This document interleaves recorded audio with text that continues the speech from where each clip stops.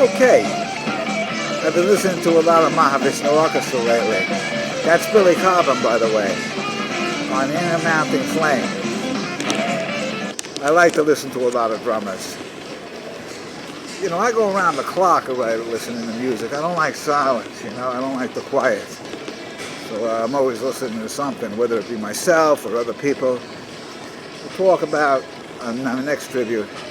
I only have a few minutes, so I want to just go through the highlights of my best ideas about this guy, Mr. Steve Gadd. And by the way, it was just his birthday recently, and everybody, you know, on Facebook was, you know, telling him happy birthday. He looks great. I mean, you know, he's really, really cool. He used to have that big afro back in the day. Now it's just curly, but his hair is really cool. By the way, I'm getting a little of what he has happening there. His hair is like totally cool. He has like kind of a silver to his hair. Got silver over the years. You know, I'm glad he didn't color it. You know, a lot of guys do that, and you can always tell, when somebody paints their hair, you know. I paint my hair, blue, but I don't paint the gray away. You know, I leave that. That's kind of cool. Silver, hopefully. Let me talk about Mr. Gadd. Well, you know, he's recorded so many amazing albums, but I don't know if you guys noticing that, but Steve Gadd played the drums on The Hustle. Remember that? Dun, dun, dun, dun, dun, dun, dun, dun. That's Steve Gadd. But the first place, where Steve Gadd primarily got his start in New York as a session drummer, and that's primarily what he did. And he recorded with everybody. But the thing that made Steve really cool, you know, compared to, you know, regular session drummers, a lot of session drummers they just get lost in the sessions. They never really get the recognition for their work, because most of the sessions that they do are, you know, commercials and movie soundtracks, things where the drums really aren't featured a lot. Well, not with Mr. Gadd, because with Steve, he recorded the first album that I heard him on was The New York Connection with Tom Scott. And he did this funk thing, a couple of funk things. There was another drummer on there also too. I think it was John Gerwin. But Steve Gadd recorded some of those tracks. And get that album. The other place where I heard Gadd, and I was really, really impressed with his drumming, was on Al Di Meola's first couple of records. I think it was like Elegant Gypsy and The Midnight Sun. And Gadd did those tracks, and he kind of spotted it with that cowbell thing and the Mozambique type thing, and in that feel. So those are albums that you definitely want to get. He had back then kind of like a way about his playing. It really was feel, you know. He didn't do a lot of lightning type things like Cobham did, but it was much more in the pocket, and it was heavy. It was it's kind of behind the beat. Gadd plays it in like a lazy, big beat sort of feel. It's heavy. It's just really full sounding. And there are 2 parts of that. You know, see what that Gadd did was he created these iconic drum parts. For example, the Mozambique, which, by the way, I discovered a transcription in the Modern Drummer. He did it with 2 drumsticks in each hand, and it was like a Latin rhythm. I wrote a development on it, and I've done some brainstorms on it myself. You can see some of my conceptions on YouTube, but he created that feel, and it was in the song Late in the Evening, Paul Simon, and he was in Paul Simon's band for quite a while, and it was the other one that he did was 50 Ways to Leave Your Lover. You guys remember that? And I've done developments on that. Tremendously influenced everybody.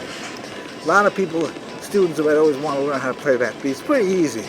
I can show it to you really easily, but it's not easy to play if you're, not really advanced technically. It's not easy to play, but it's not that complicated. It's a pretty cool little rhythm. And I remember the story, and I don't know if it's true or not, I read it somewhere, that when Gadd was in the studio, he also created this thing called the Crazy March, which he was very popular doing clinics. But I don't know if this is true or not, right? But they were in the recording studio, and when you're in the studio, a lot of times, right, the drums are sometimes in what they call an isolation booth. He might have been in one of those. I really don't know. But he was clowning around with this idea. He was kind of playing the 50 Ways to Leave Your Lover beat.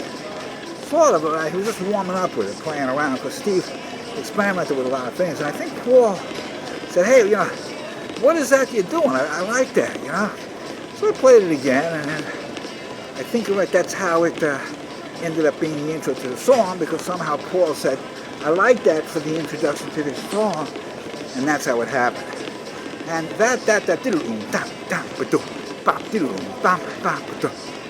it doesn't stay that way for the whole song. Then it goes into, when they go into Hit the Road Jack, it goes into like kind of a rock beat, and then comes back to it. And then, of course, late in the evening, Gadd recorded a song called Asia with Steely Dan, and it was considered to be classic, one of the classic drum solos of our time. Everybody might want to try to copy that thing. He had that thing. My favorite thing that Gadd did was that,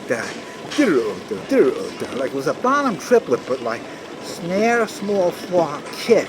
But the way he did it was like, I can't really do it up here, I'll break my neck. But you guys know what I'm talking about. That was his signature thing. And the other signature thing of that was his kind of way of like playing on a cowbell. He influenced everybody. When you listen to Dave Weckl, he was really masterful himself. You know that cowbell stuff Dave does? That Gadd was really the first guy to do it. Weckl took it to another level, but was very influenced by that. And I think there's a lot of similarities in the way Weckl plays and the way Gadd plays. One of the things that I stole from Gadd was that like left hand buzz. He used to kind of drop the left hand with the tom-tom. I'm known for that. I do that a lot. It's a big influence that I've done. I never could get to write that Steve Gadd thing, that triplet type thing. It was more like 30 seconds. Never could get that. Just never could get the heaviness on that. Gadd's a pretty powerful player too.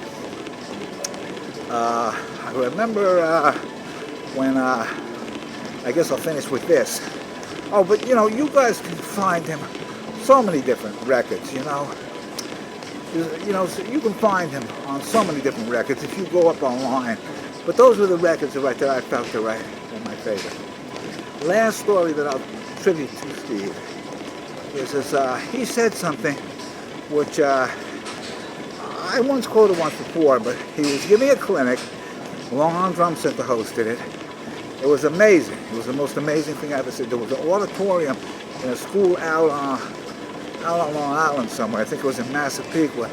And they filled up a whole auditorium. Everybody came to see Steve Gadd. Probably about 10 years ago.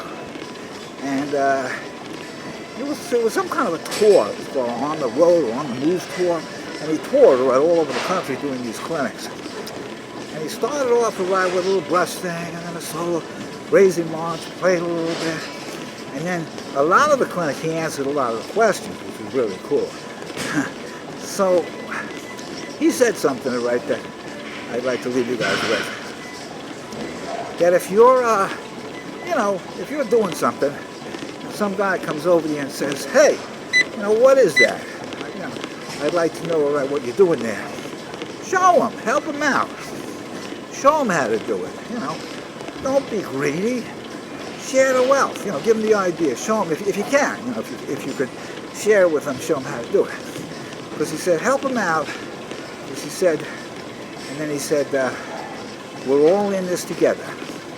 And the whole place erupted with like a standing ovation. That was a standing ovation.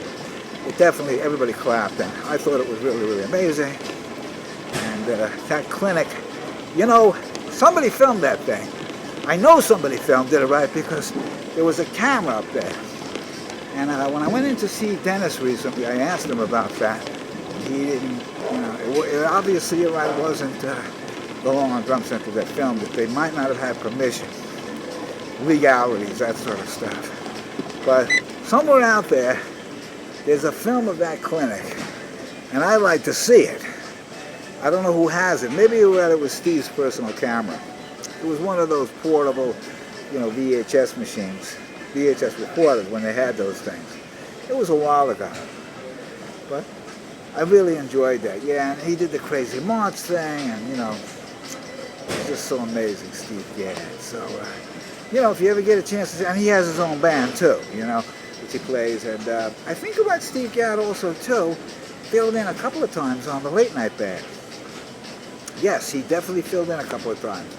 I don't know if it was when they were, when Paul Schaefer had added the big orchestra or the small one, but I know Steve Gadd came in a couple of times because the drummer that they had at the time was Steve Jordan, who by the way now plays with the Stones.